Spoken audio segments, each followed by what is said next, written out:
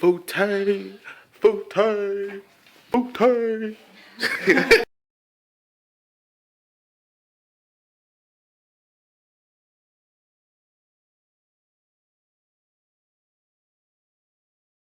What's up, guys? It's me, Brandon Daniel, host of the Foutaises Show. As you can see, uh, I'm alone today.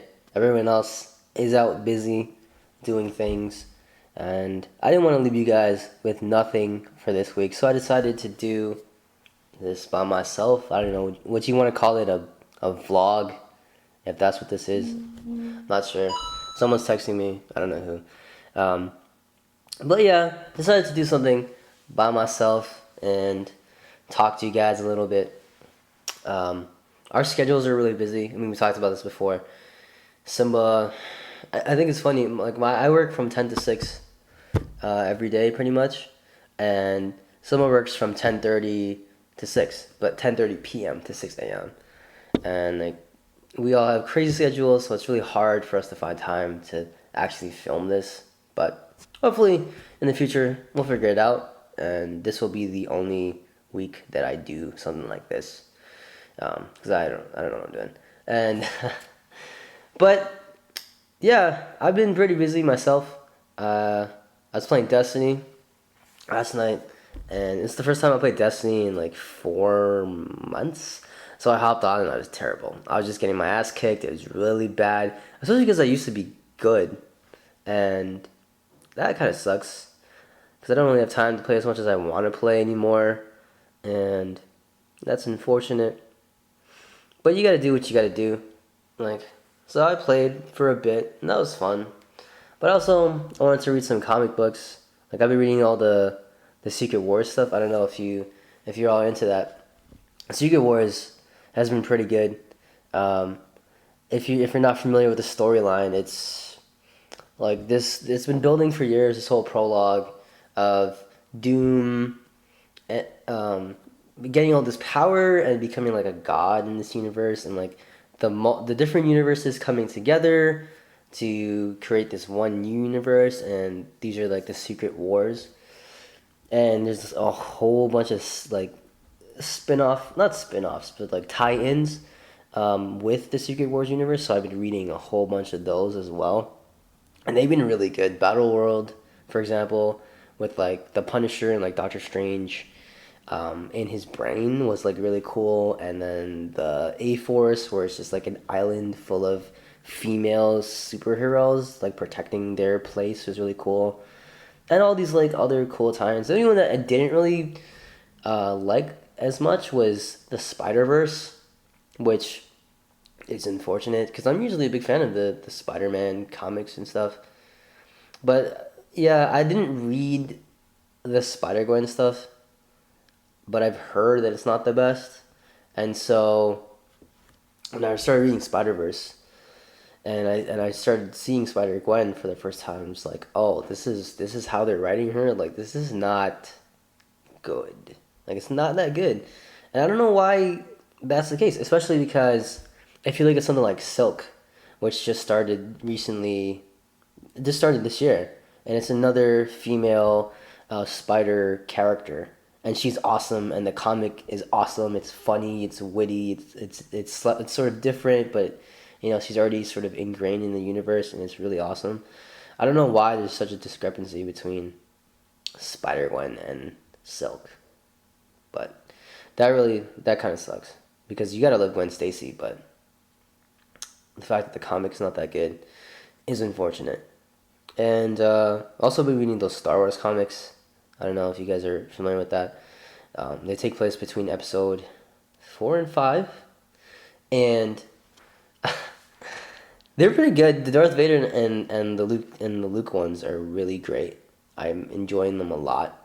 They're filling in a lot of the gaps. I love the Darth Vader ones, especially because they're giving him a personality, and you're really getting to see who this character is for once, which we don't really get that in the movies too much, right? You see his personality, and you can see traces of Anakin still there, which is really cool.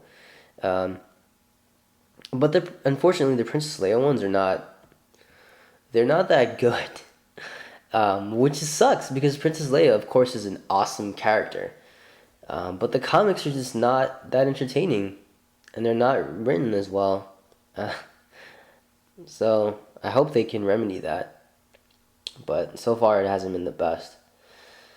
But besides that, I mean, I've always struggled to get into comics because, especially in DC and Marvel comics, because there's almost like a barrier of entry. There's this huge, back catalog of all these things that happen and all these things you're supposed to know, all these different tie-ins and all that stuff, and it could really deter someone from reading, especially me, someone who's like aware of some of these things and who really likes superheroes and likes comics. I I haven't really read that many comics because of that. But the Secret Wars thing really helped me jump in and started reading these Marvel comics, and I'm really enjoying them. I know Marvel usually gets a bad rap for their comics because overall they're not, the quality is supposedly not the best, whereas DC is usually higher. And I have not read. I read some DC comics; they're pretty good. Um, I have the Death of Batman upstairs, or Death of Superman. I'm not sure. I can't remember. One of those. It's pretty good, and I'm also trying to read a lot of the other comics. Like I was reading Sex Criminals, and Sex Criminals is awesome. I don't know if you guys have read Sex Criminals before. Sex Criminals is um, it's where this woman she just when she has her first orgasm, she discovers that she can stop time as she when she does, and at first she thinks it's normal, but then she quickly realizes that it's not, and she tries to navigate her life going through that, and the comic earlier in the comic deals with that, her like dealing with this and like how that is for her and the things that she does, like when time is stopped and all that crazy stuff. And then this is not really a spoiler because it's obvious. She meets another guy and she has sex with that guy, and after she has sex with him, they both he also has that sort of time stopping power, and then they both look at each other and like, what are you doing here? Like, it's really funny, and then they discover that the two of them have the same power, and it's about them and what they decide to do with those powers, and it's really funny and it's clever and it's witty and it's well worth your time. It's very good, very graphic too. So I mean, it's called Sex Criminals, so you not for children. And what else have I been reading? I haven't read Saga before. I've heard a lot of great things about it, so I need to get into that. I'm in this sort of comic book club. Like every month we have a comic to read, so I'm planning on reading that in the month of June. I don't know if I'm gonna have time to read the entire thing, but I hope so. Um, and what else have I been reading? iZombie, read a little bit of that. It's pretty good. I like the show a lot.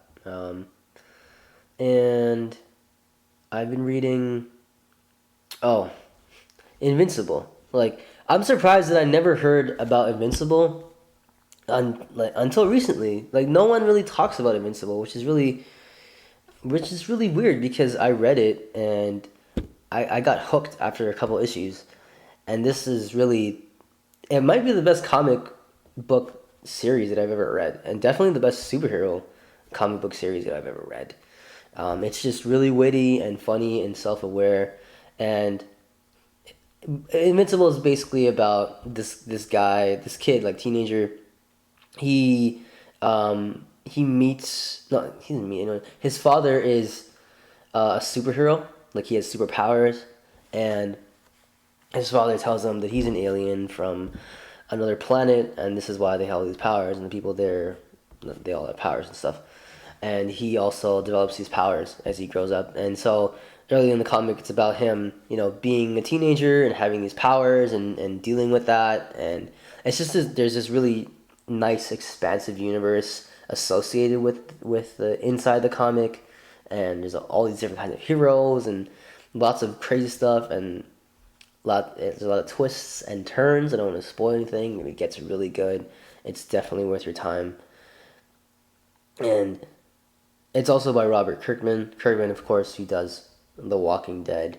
And The Walking Dead comics are good. TV show, though, the TV show is okay. I have a real problem when people say that The Walking Dead is the best TV show.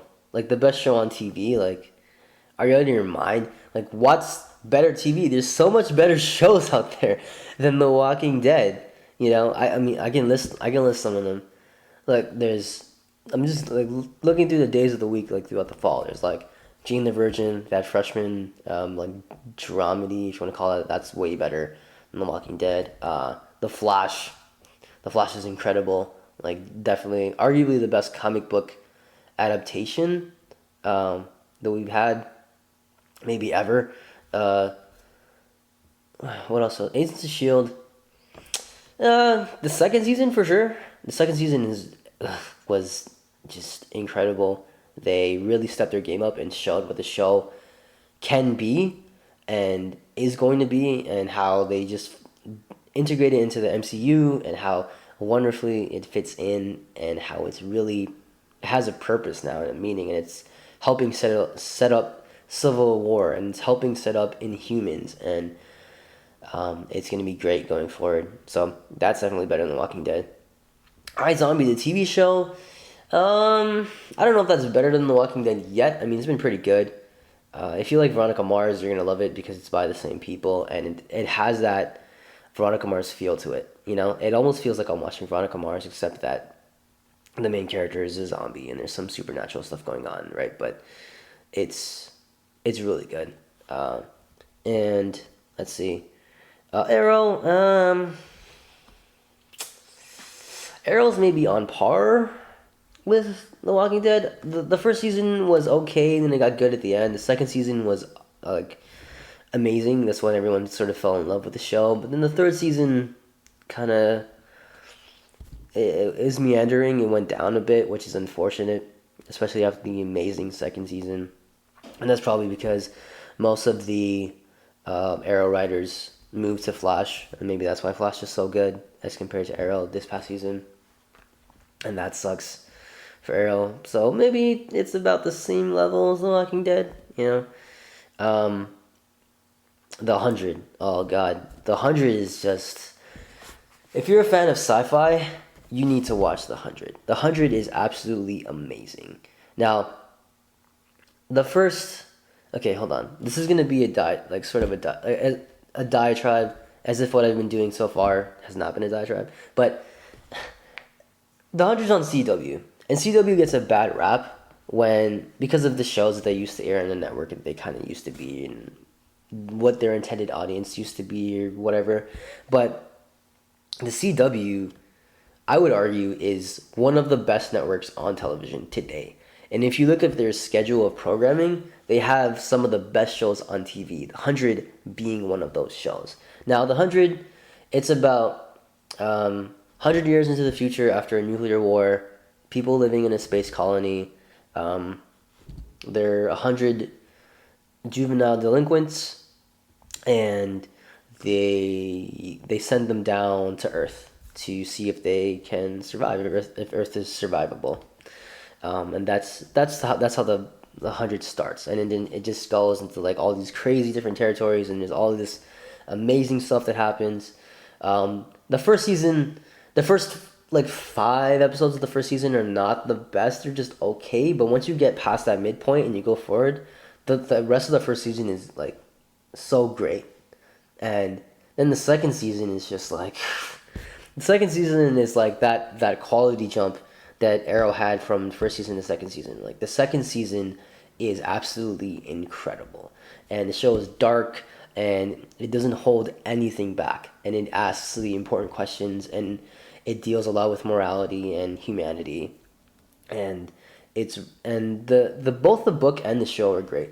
And they're different, which is interesting. They start off with a similar premise, and they have similar things that happen, and they share some characters, right? Of course, the book came first, but they're almost entirely different universes. It's like you had the same like mold, like the same base foundation, and then the book was ripped off and it was made this way, and the show was ripped off and it was made that way. And it's really interesting to see them sort of evolving beside each other and how they're different, what their different characters, what the different things that they do, and really giving two interesting stories that you can keep track of, and you can compare the two and see how they're different. I don't know. I don't know if I'll be able to say which one is better, but they're both really great. It's not like like Game of Thrones. Like Game of Thrones, they started off with like, all right, we're gonna follow the books like all the way, and then they just started going like all crazy and changing characters and changing character names and bringing different people into different plot storylines. It's like, what is going on? So I'm not one of those people who are like, oh, they're not following the books and just condemning them. It's fine for them to do their own thing. It's unfortunate that as a book reader, I'm like some of the major things, plot points that are going to happen are going to be spoiled by the show, which is unfortunate. And the show has made some questionable choices, especially as of late. And I'm not one of the people who is going to defend them for the choices that they made. I'm still going to watch the show, though. I still do enjoy the show to a degree, but they've definitely done some things that I'm just like, what are you guys doing? And yeah, of course, Game of Thrones is better than The Walking Dead. Like, it's not even close. Like, how much better Game of Thrones is than The Walking Dead. And then The Americans. Now, if you don't watch The Americans, you're missing out on one of the best shows in television. It is just critically adored. I watch it every week when it's on. I'm just so happy to watch it because it's so good. And the writing is so good and the acting is so good. And it's this, if you don't know what The Americans is, it's this show in the 80s. It takes place in the 80s. And it's like during the Cold War, excuse me. And they come together. The Russia sends some spies to United States, but the spies they send like young people to spy. And so you have like two people in their like 20s who are sent to be spies, and they have to get married and be a married couple and just live there and spy. So the show picks up where you have these two people who they've been married for years, they've been living in the States for years, they have two kids in the States, right, who have no idea that they're spies, and they're there and they're spying for their home country. They're trying to do things to help them win the war. And there's so many layers to it, and it's so good. It's in the top 3 of TV shows for sure. And I mean, Kerry Russell and Matthew Rhys are absolutely incredible, and they just absolutely own those roles. And if you're not like, I introduced like 3 or 4 people to that show, and they watched it and they all fell in love with it, and it's just like, holy crap, like this show is absolutely amazing. And if you don't watch it, you need to watch it, especially if you like sort of the spy espionage stuff, or sort of like what do you call it, like an anachronistic, when you like things that are sort of out of place, like going back in time and like watching a show that's sort of like in the 80s, and they really like nailed the 80s feel and look too, which is really good. They do a really great job of that. So The Americans definitely 100 times, 1,000 times better than The Walking Dead. Besides that, Hannibal. Again, Hannibal, best show on TV, arguably. The second season of Hannibal literally blew my mind. The season finale was arguably the greatest thing I've seen since I watched Ozymandias, which is like which is like Breaking Bad episode last season, like the third last episode, like before like the last 2 episodes. like that episode. That's how good the season finale was for Hannibal. And Hannibal is just incredible. It films here in Toronto, downtown. It's dark, it's violent, it's gory. The acting is absolutely incredible. Ryan Fuller is like a god of television, you know, and it shows with Hannibal. It's so good. And if you can stomach just the blood and the violence and the gore and cannibalism, but not people like actually eating people, but knowing that when meat is being cooked, that it's actually like people, then you'll be fine. You know, if you can stomach it. No pun intended. But yeah, Hannibal is great. Definitely watch it. My favorite show on television, the best show on television, and it comes back next week, and I cannot be more stoked for it. That is one show that you cannot miss. You should not miss, and it's gaining notoriety, which is good. And I hope that more and more people start to watch it because it's so damn good. Besides that, I mean, then we're getting into Sundays, and Sunday, there's so many good shows on Sunday that I'll be here for a while talking about that. But here's my thing. See, I watch Walking Dead live every week. And Walking Dead, I watch it live for a couple of reasons, okay? I watch it live. I enjoy the show, first of all. I watch it live because, one, I don't want things to be spoiled. I absolutely hate spoilers. I will get, like, homicidal mad at someone for spoilers. Don't spoil anything for me, please. So, you know, Walking Dead, no spoilers. And I watch other shows on Sunday as well. Other shows that show in the same time slot, right? And so I have to watch them after. Now, here's the thing. I learned my lesson the hard way. I always watch Walking Dead first because one time I watched, I believe it was Shameless, True Detective, and Walking Dead, all showing at 9 o'clock. And I decided to watch Shameless and True Detective before I watched Walking Dead. Bad idea. Why?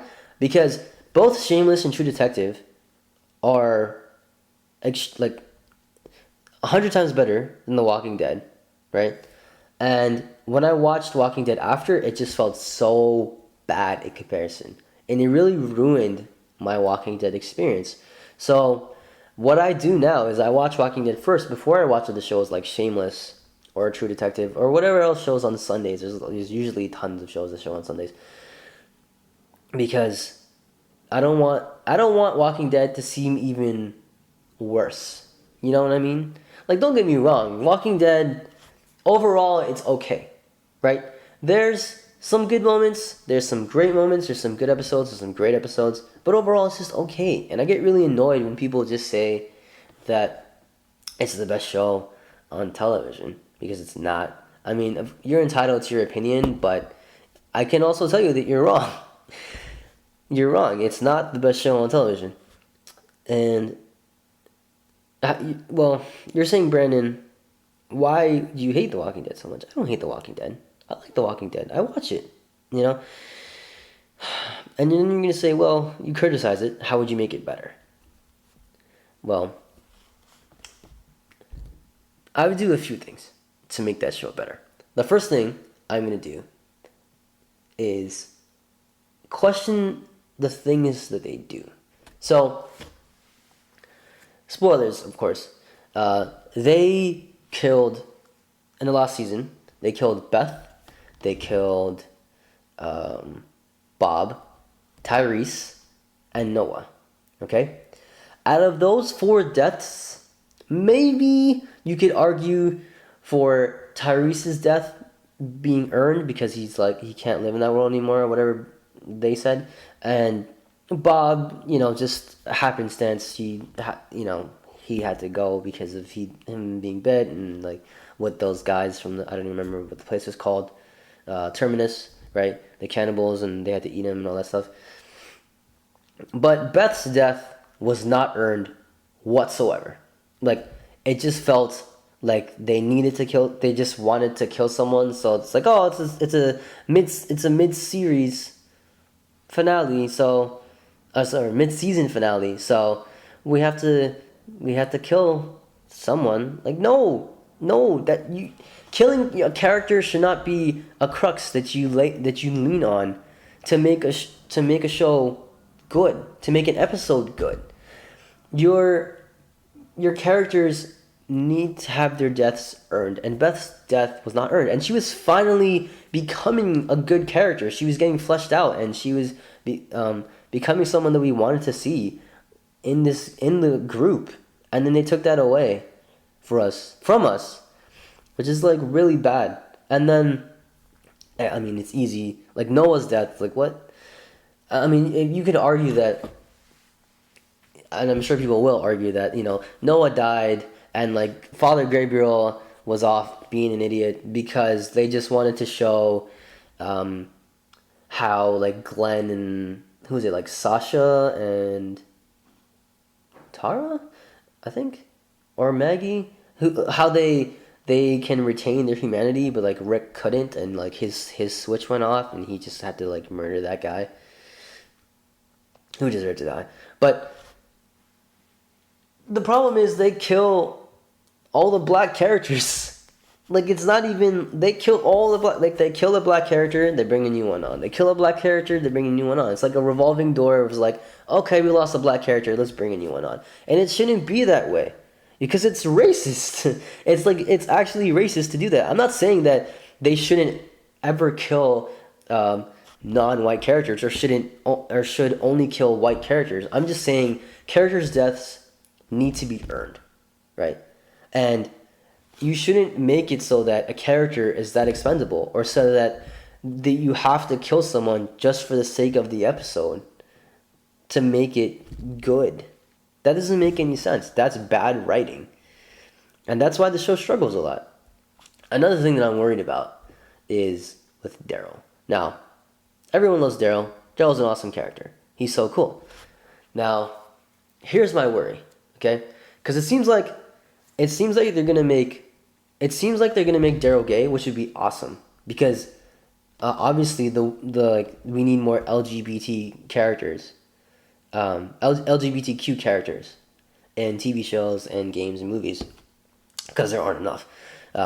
And if they make Daryl gay, that would be awesome. But my worry is they're gonna out Daryl as being gay, and then immediately kill him. And that is all kinds of fucked up. All right, you can't just like Daryl. It almost seems like if Daryl was just like, what's the term for it? When you just, I don't remember. When you just don't, you're not interested in like sex or anyone, right? It almost seems like if Daryl was like that, he'd be fine. But it feels like if they turned him, if he's homosexual, that he's immediately in danger, and that they're gonna kill him, and that's really wrong, and that's bad. That's terrible writing.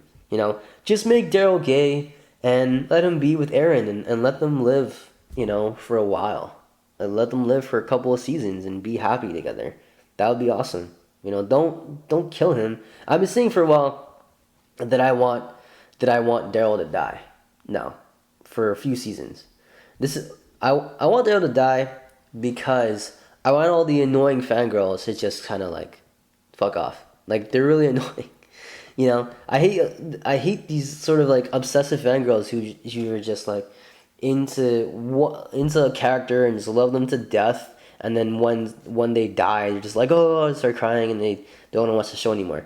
Like, I don't want people like that watching the show, because those are the people who blow up the show and are like, oh, this is the best show ever, and it's like, no, it's not. You gotta have realistic expectations, and you gotta tell the show what it's doing right and what it's doing wrong, so they know. Because if everyone's saying The Walking Dead is the best show in the world, The Walking Dead is the best show in the world, and it's not the best show in the world, then they're gonna think it's the best show in the world, and they're not going to change anything, and they're going to keep doing and making the stupid decisions that they've been making the whole time to make the show as meandering as it's been. Granted, season 5 was better, and they're going. It seems to be that they're going in the right direction, but just they have to they have to balance their characters better. They have to develop their characters better, right? You have an ensemble cast. You need to utilize them well. There's tons of other shows that are able to do this. Give their characters proper storylines and make them useful and give them personality and have them have a place in this group and in this show. And the show really struggles with that, which is one of the reasons, which is one of the things they need to improve. Besides that, I feel like the show holds back a lot. It holds back way too much. It's a show in the post-apocalypse. This is not a family show. This is not a show for kids, and I'm tired of AMC making them, whether it's AMC or the writers or both, and they don't want to go all out. They need to, and I'm not talking about in terms of violence. Like, violence is already there, but I mean in terms of other things, right? Just don't hold back in this world.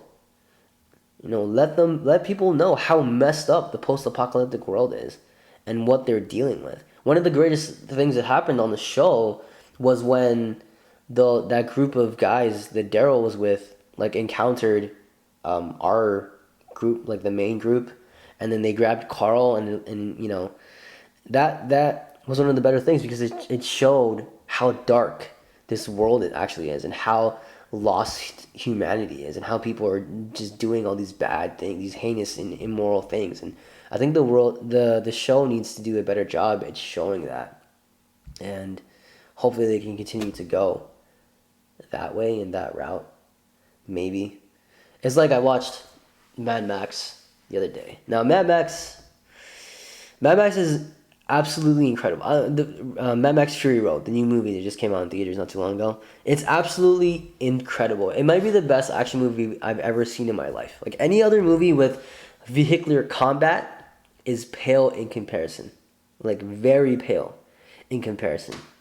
This movie is absolutely breathtaking. It's beautiful. It's acted well. The cinematography is just gorgeous. The music is perfect. It fits so well. It gets your adrenaline going, adrenaline pumping. The action set pieces are astonishing. The things that they do, the things that they come up with, the world building in Mad Max, and how they have they build all these crazy cars, and they built, you can tell it's far on post-apocalypse, and they've adjusted, and everything is different, and they're like these all these different regions of different types of people, and and how depraved it is, and how humanity is just basically gone, and people don't know how to act towards each other anymore, and